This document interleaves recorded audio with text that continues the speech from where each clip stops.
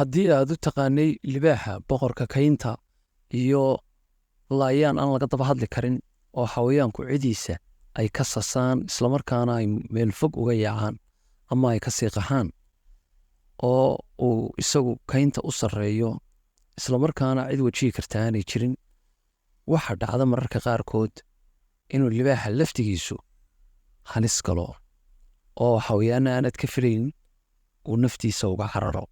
waa kan libaaxii boqorka kaynta ahaa oo la eryanayo oo lagu daba jiro. hadda geed ayuu naftiis ku qaaday, geed ayuu ka fulay.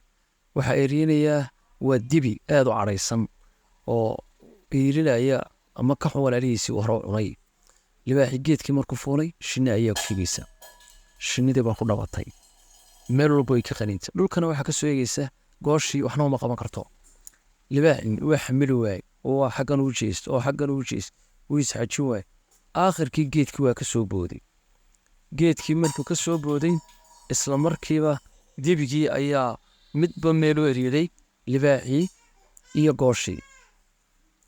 waa eryaday, waa la meeraystay, midba meel buu ka riday. aakhirkii wuxuu in gaabanka kala soo booday gooshii, geeska ayuu daray oo cirka ugu qaado. dirqi ayay kaga badbaaday. isagiina markuu meeshii ka gabiyey, gugiisa ka qaatay, loodiisina uu ka daba tegey.